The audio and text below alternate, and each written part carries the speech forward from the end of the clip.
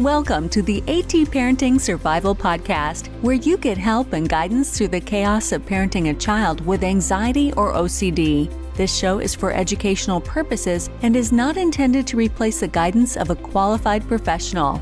Here's your host, child therapist, Natasha Daniels.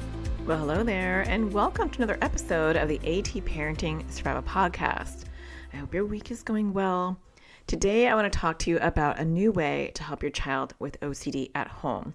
It's so important that we have tools and guidance that we can implement and provide to our kids to support them, because OCD does not live in a 55-minute therapy hour.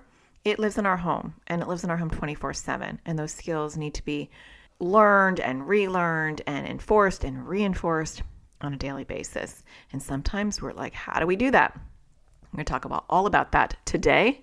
Before I get started, though, I do want to thank NoCD for sponsoring this episode.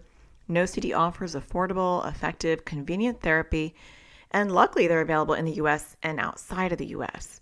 And you can schedule your free 15-minute consultation to see if NoCD is a right fit for you and your child.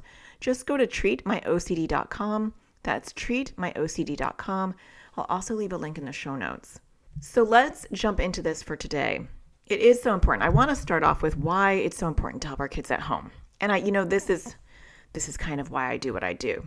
I have heard so many stories of parents who were in the wrong therapy and were spending, thousands and thousands of dollars only to find that the approaches the therapist was using was not clinically sound, evidence-based approaches for OCD.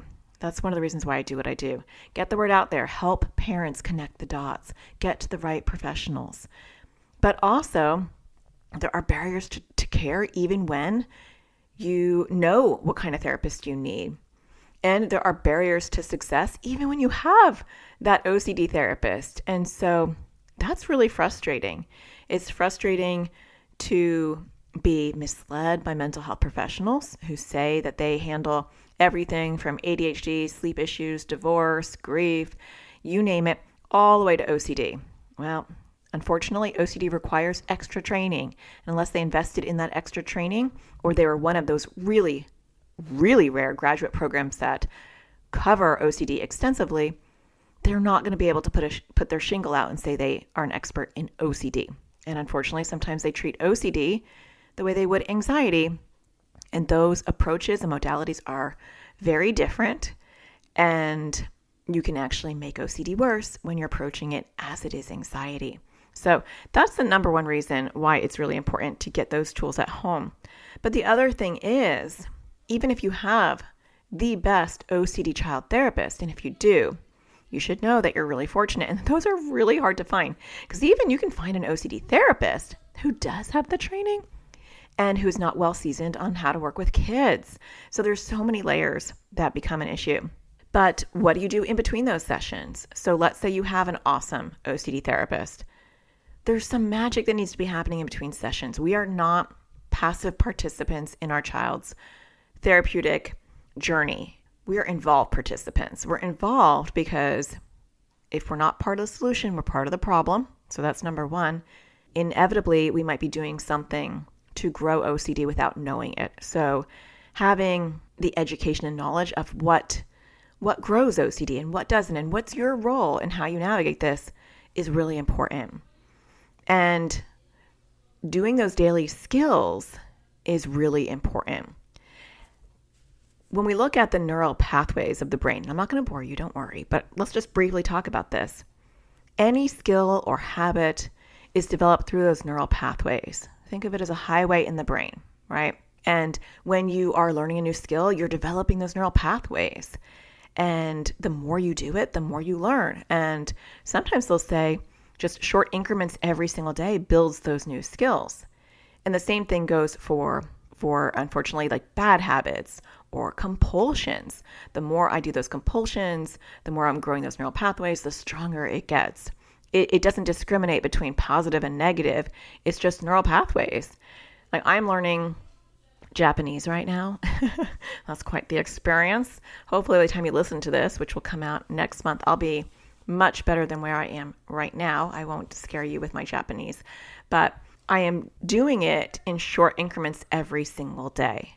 And I'm trying not to get hung up on the fact that I'm not remembering it or I'm not grasping it each day, because I know that as long as I do it for at least 15, 20 minutes per day, that those neural pathways are going to grow. I'm riding that highway every day in my brain to let my brain know this neural pathway is really important.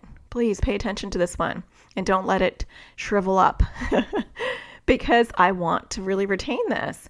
And it is the same thing when it comes to OCD skills and learning how to learn offense and defense around when OCD comes knocking and how to do exposures. And those things, when done on a daily basis, even for a brief period of time, help with those neural pathways, help build new ways of looking at problems, help build new highways on how we approach intrusive thoughts and intrusive feelings. And that's the gold right there.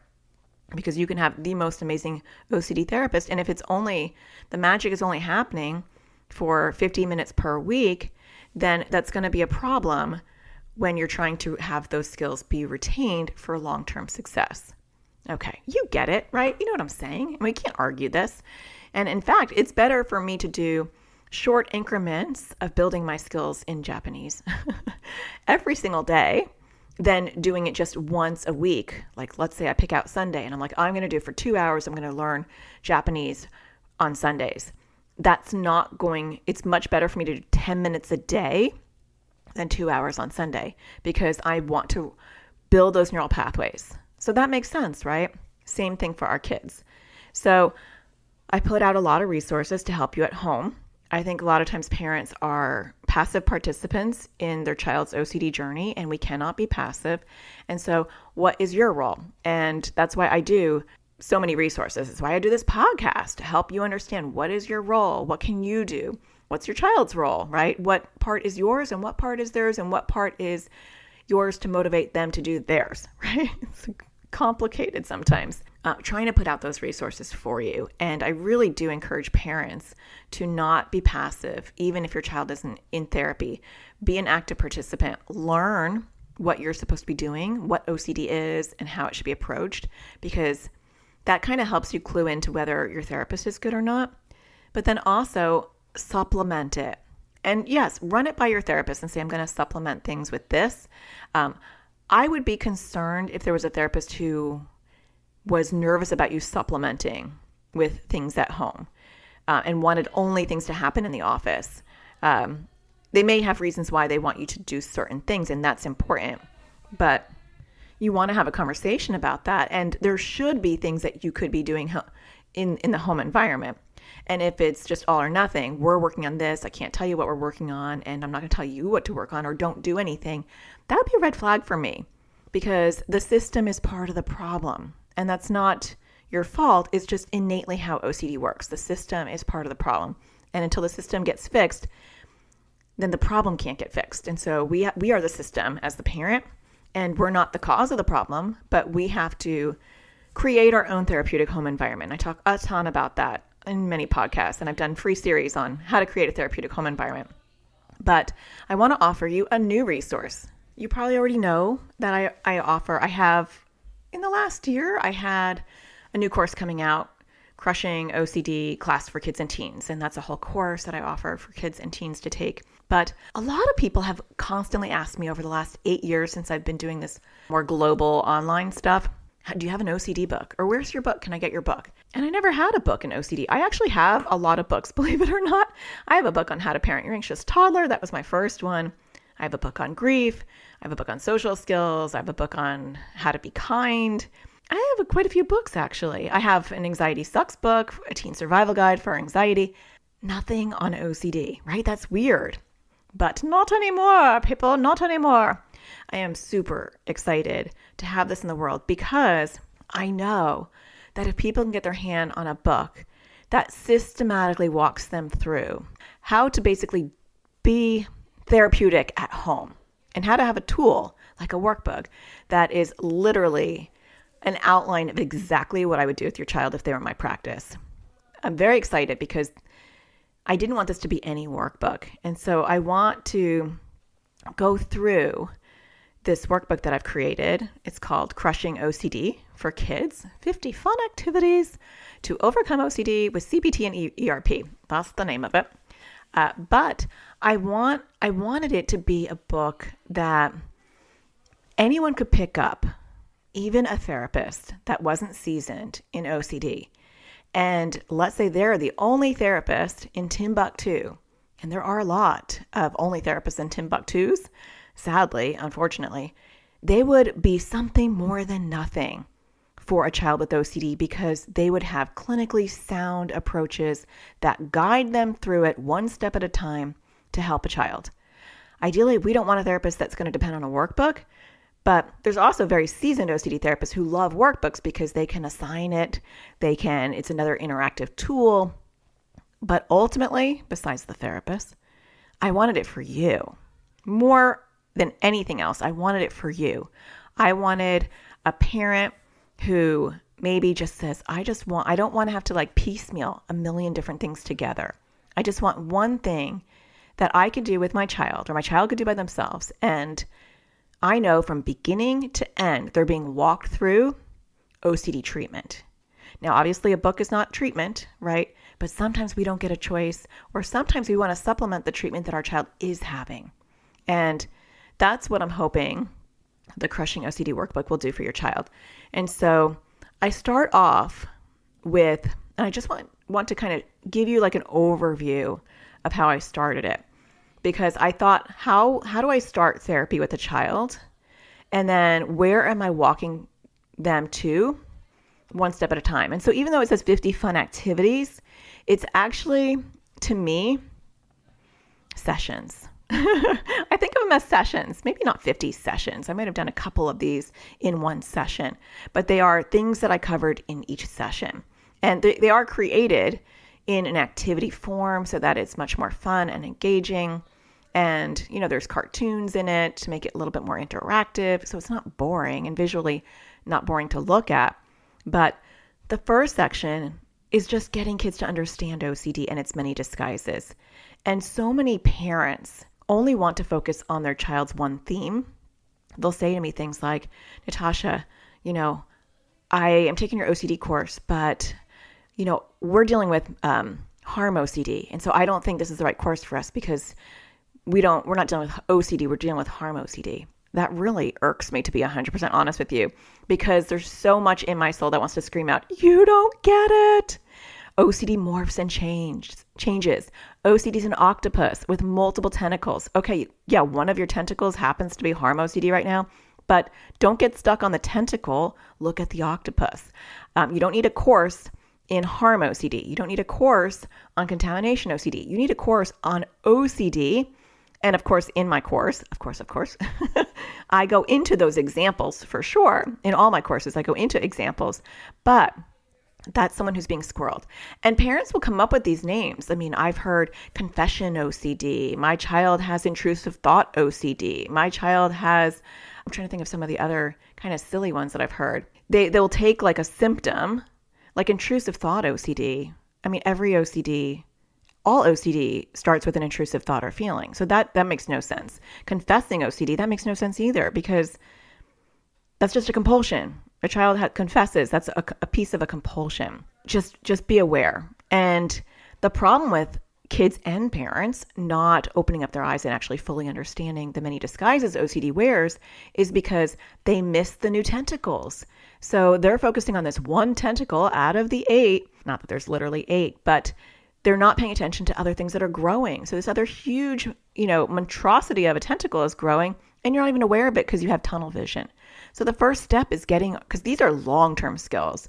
The skills I'm trying to teach kids is long-term. I want them to be able to do this workbook or come back to this workbook or anything I do, my course, and I want them to have skills that they can tap into for life. It's not, you have a cold and let's try to get rid of the cold.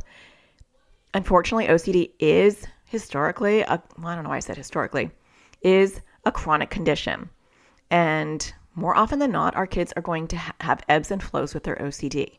But the kids that do really well long-term are the kids who stick with the skills, grow those neural pathways to learn how to use those skills and develop a lifestyle of how they will interact and handle OCD intrusive thoughts as they come. Whether they are quiet for a couple of years and they pop back up, they go back to those skills. And those skills can be generalized for any OCD theme because the themes don't matter. The only reason why they matter is because you miss them. And that you miss them because you get tunnel vision and you only know your theme and you don't educate yourself. So, okay, I'm belaboring the point. Education is the first step. And sometimes parents will say, well, I don't want my kids to catch different ideas, or I don't want them to read an OCD workbook or OCD book because what if their OCD gets a new idea? I do hear this all the time. And my answer is you don't want to walk on eggshells around OCD. You don't want to be afraid, and so you don't rock the boat. Because if OCD's tentacles want to stick on anything, they will find a reason to stick. The teacher will say something. They'll watch something on TV. They'll hear something on the radio. You mention something, and then all of a sudden, boom, full-blown new OCD theme. You can't control that. If a tentacle is sticky or a theme is ripe to be a target for your child's OCD, it will be no matter where they hear it. And so the benefits far outweigh the cons because anything can trigger an OCD theme. Most of the time, I will say though, unless it's a theme that they probably were going to get no matter what, most of the time they think other themes are ridiculous. And it actually helps them see what OCD is and how it works because they can see the ridiculousness of the other intrusive thoughts. And so they're kind of like, well, that's ridiculous. Why would someone believe that? Or why would someone need to do compulsions around that?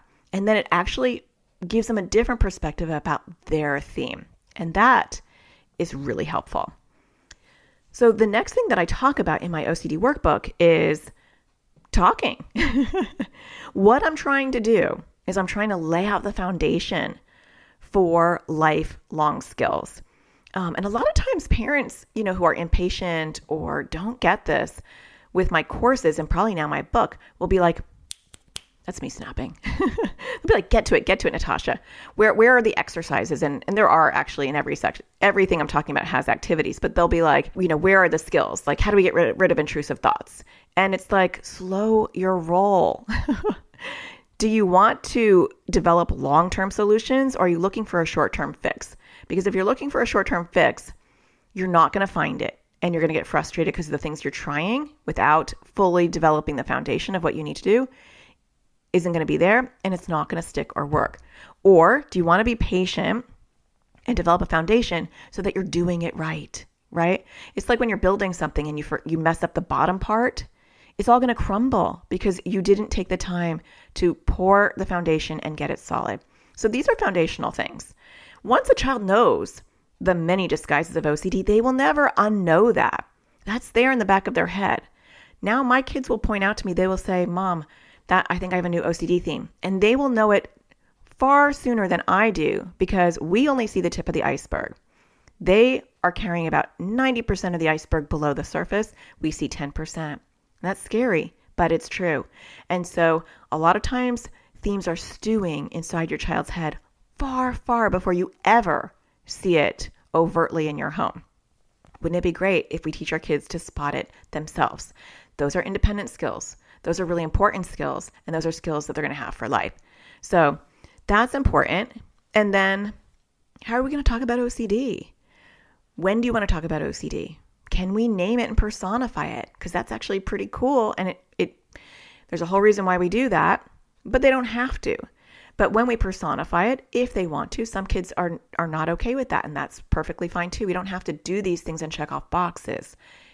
There are ideas, and what works for some may not work for others. But when I say Mr. O or Mr. Bossy or your dictator or whatever, and this, you can name things, adults name their OCD. I have a social anxiety memoir coming out in September, and if you read it, I named my social anxiety. And I talk about Paro, P-A-R-O, because I'm paranoid. I talk about Paro as if it's a thing outside of me in my book. And that's been very therapeutic for me. How we talk about OCD is an important aspect. Personifying it kind of helps protect the self-esteem. There's all sorts of reasons, but I have episodes on that separate from that. Who do you want me to share this with? I don't want to violate your trust. Is it okay if I tell grandma or your uncle, or are we going to keep this within the household? When do you want me to talk about it? Do you want me to touch base once a week? Do you want me to not, randomly bring it up? Are you comfortable with me? What's my role? So those are really important questions. Moving from there, in the next activity section, we get into the meat of things. I want to talk about defense. What do you do when OCD comes knocking? What do you do when you have an intrusive thought and OCD is now demanding something? It wants you to do something or avoid something. What's my plan?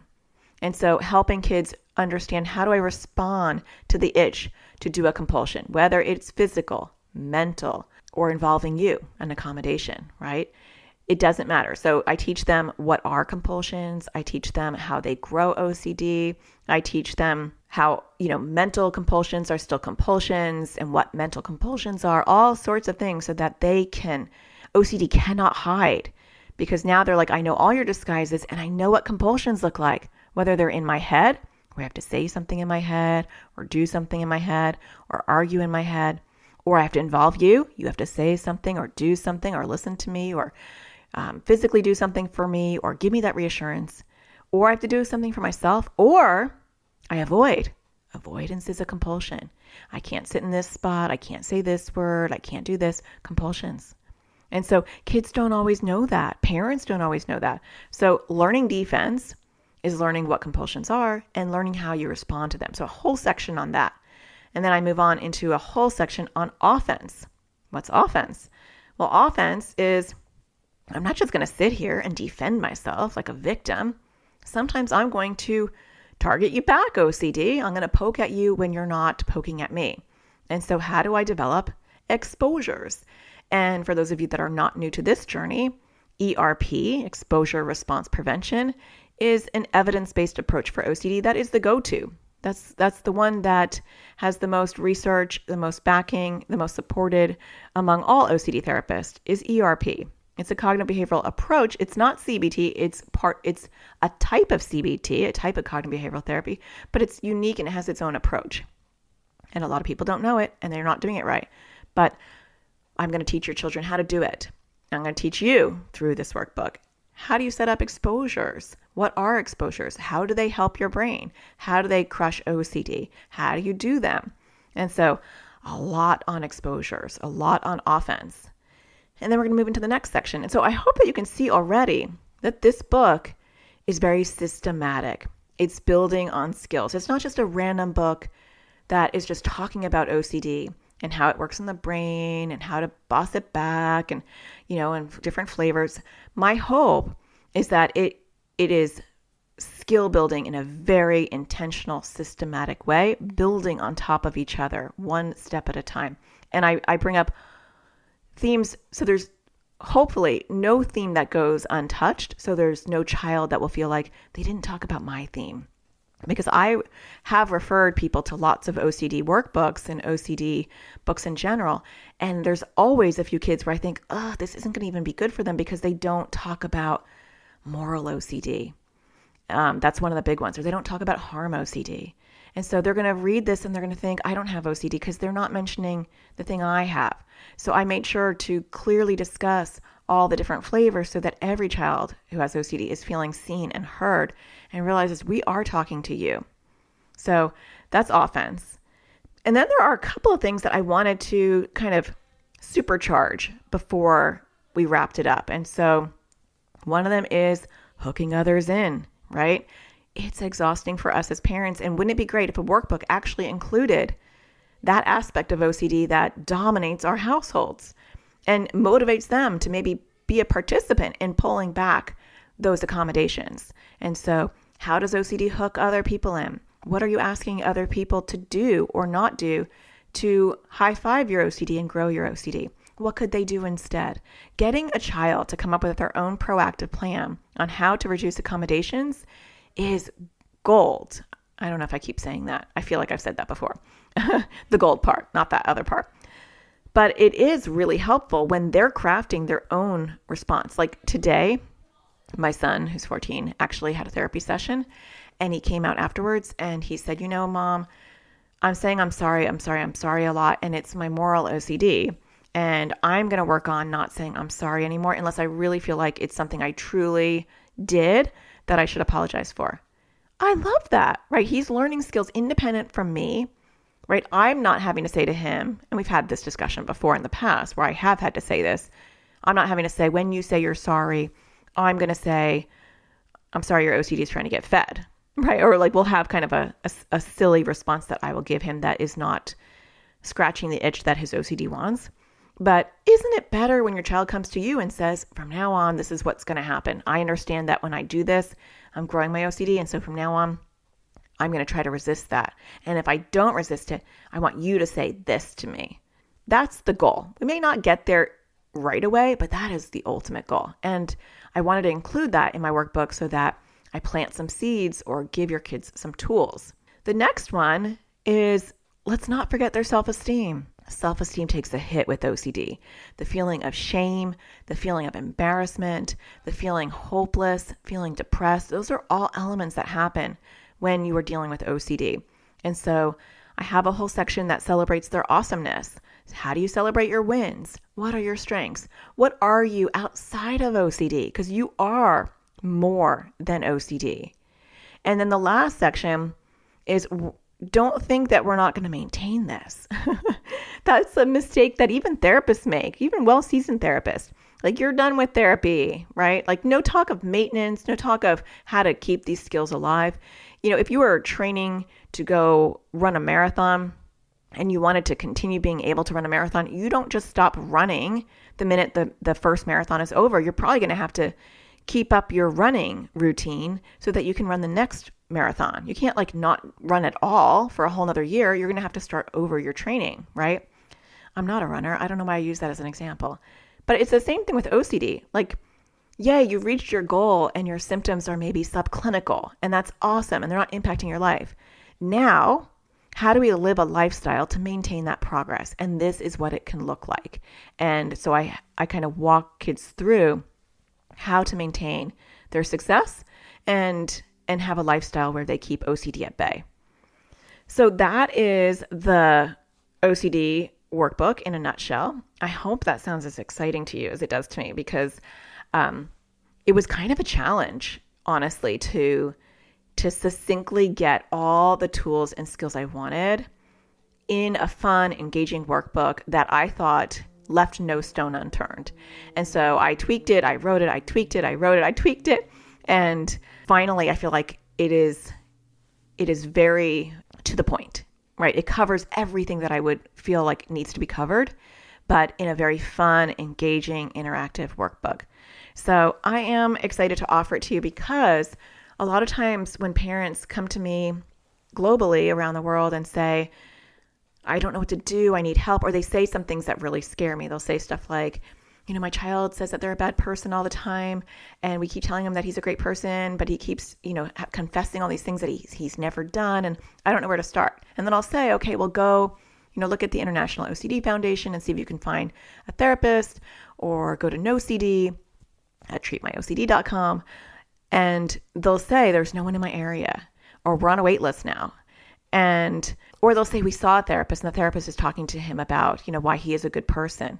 I'm like, oh my gosh, that's not what he needs. He needs an OCD assessment. He needs OCD therapy. So to be able to say in the interim, you can grab this workbook. It's inexpensive. It's just a book. You can grab this book and you can have tools. Because sometimes, honestly, my course is too expensive. You know, my Crushing OCD course for kids and teens is $127. And for some people, you know, the budget's not there and they really are desperate. And so to have another option that they can use to just kind of fill in the gaps is huge. So I hope that you will take advantage of the book, you know, and connect with the book. The exciting thing is it does come out tomorrow. Let me see. When am I recording this? I think I'm recording this it'll come out on Tuesday, February 20th. And tomorrow it gets released. I'm in the future. It's actually January 30th. I record these way ahead of time. So that's super exciting. And I want to offer you a special opportunity. And I'm probably going to stop doing this. I probably am going to be upset that I am mentioning this right now. My future self is going to be like, why did you put that in the podcast? Now we have to do it. But because I'm doing it right now, but I am thinking, and I know my assistant was also like, whoa, why are you doing that? But I am actually, and so I probably will shut this down very soon after the book is released, is my thought, just because I'll tell you what I'm doing.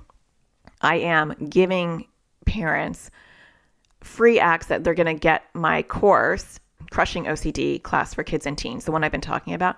Parents will get that for free. The one that I said was $127. We will give you a personalized coupon code to enroll and enroll for free. You get lifetime access to it. It's yours. You bought it for free if you purchase my new book, my new workbook.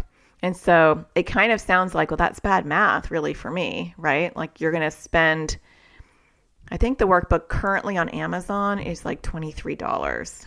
And I don't know. Let me just check. I am obviously not in charge of the pricing. That's a publisher issue. Yeah, it's $22.95. And so, yeah, the math doesn't make sense. I'm going to give you a $127 course and you're going to spend $23 and you're going to get both. I know that makes no sense. And honestly, I don't know if you know anything about the publishing world, but I make $1 off of these books. I might make $1.50 off of this one. I don't know. I haven't done the math yet, but you don't make money off books. It really is, it's something that you do because you're passionate about it, because most of the time, no one's going to make a big chunk of money off of books when you're making $1 a book. But I am really excited about getting this out there because I just really am passionate about really believing that this would be a game changer for people all over the world. I mean, I get emails from people from Australia and Canada and the UK and a lot of areas, rural areas in the United States that don't have access to good quality care or they can't afford it. So I did decide to do this just because, one, I felt like, whoa, having the course, the kids course and the workbook together, that's magical because they teach the same things, but they use different parts of the brain, right? So if a child can watch videos, that's my course, and it's on demand. They don't have to participate with anybody. They can watch these videos.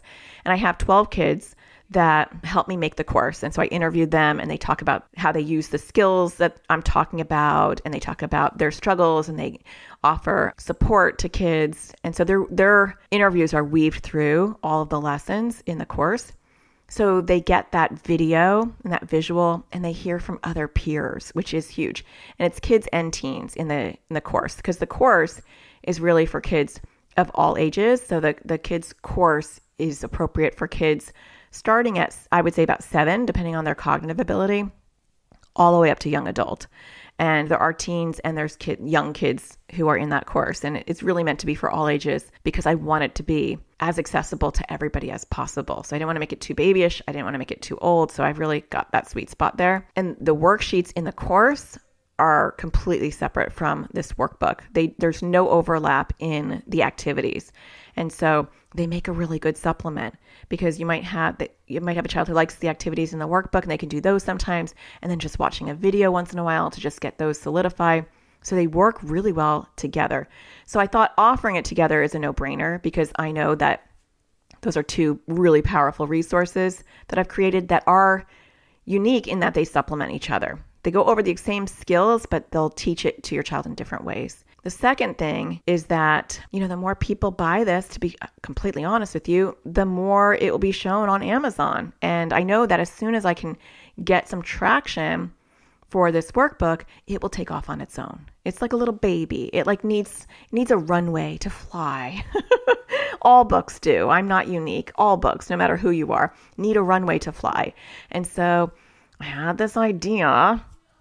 Actually, I saw somebody else do it, to be honest, somebody in the online world, and who offered, I don't even think she offered her course. I don't know. She offered something for you to pre-order her book. And she went on the New York Times bestseller, which is crazy, but she's actually famous. So I'm not. But I thought, let's give it a little runway. It is scary because we put a lot of time and investment in that course. And it is $127, which actually is incredibly affordable considering what you're getting for that course. I am the most proud of all my courses. I am the most proud of that course because I loved making the course. I loved working with those kids. I loved the way it turned out. I've had my own kids take the course, and one of them didn't want to take it. And they actually were like, Mom, this is actually really good. I like it. And so I feel really confident about that course. I know that's weird to say. I mean, you should feel confident about all your courses, but this is my latest course, and I just feel like I did everything the way that I always wanted all my courses to be, and I love it. So I'm biased. So giving it away for free makes me a little nervous just because we get a lot of people who are buying it, and I don't want to give that away for free forever and devalue the worth of it. But I also know this workbook is amazing. And so if we can generate a little activity, and it's a win-win because it's a huge win for you because you're spending $23 and you're getting a book and a $127 course. So if you are interested in doing that, let me tell you how to do it. All you have to do is pretty basic. All you have to do is go and buy the book on Amazon and then email us the receipt. So screenshot it and then email it to us, or take a picture with your phone, whatever you need to do. If you're not tech savvy, it doesn't matter. As long as we can see the receipt, and you email it to my AT Parenting Community Manager, Ayla. And so you email her at AT, that's T as in Tom, AT Parenting Survival Help at yahoo.com. AT Parenting Survival Help at yahoo.com. I'll leave this in the show notes as well. So if you email her, she's not going to be happy because this is going to generate hopefully a lot of work for her, because I think people realize I'm not going to offer this for a long time because I don't often discount that course. That course, even people in my membership community, they don't get free access to this course just because it's a new course and there's a lot of work that went into it. And so it's not normally just gifted like a random little thing. But if you send us your receipt, we will create a coupon code for you to go ahead and enroll in free, and you'll get lifetime access. You're just like a regular student. And so that's awesome. It'll probably come down soon, to be honest with you. So if you're listening to this after February 20th, it may or may not be available. Like maybe a week after you listen to this episode, it might be. I might be like, yeah, it's not too bad. I'm not too worried about it. We'll see how I feel, because it is generating a lot of work for my assistant, and it is gifting one of my most valuable courses. So with that said, if you want to check that out, you can check out my book on Amazon or wherever you buy books. It should be in Barnes & Noble, Target, Walmart, should be anywhere online. If you ask for your local store to carry it, I'm sure they can get it. That's not going to be a problem. So it should be universally out there. You can find it. I made a quick, easy link on Amazon. If you want to go to natashadaniels.com/OCD book. That's natashadaniels.com/OCD book. And then you should be able to, that will just link you right to Amazon. I also have a website for the book, a little website all for the book. And so if you want to just learn more about the book or more about the course that I'm offering, you can go to, or actually even see if it's being offered still, because that landing page will be updated as soon as I decide this was a terrible idea and I take it back. Or maybe I don't say it's a terrible idea, but I say, okay, that's enough.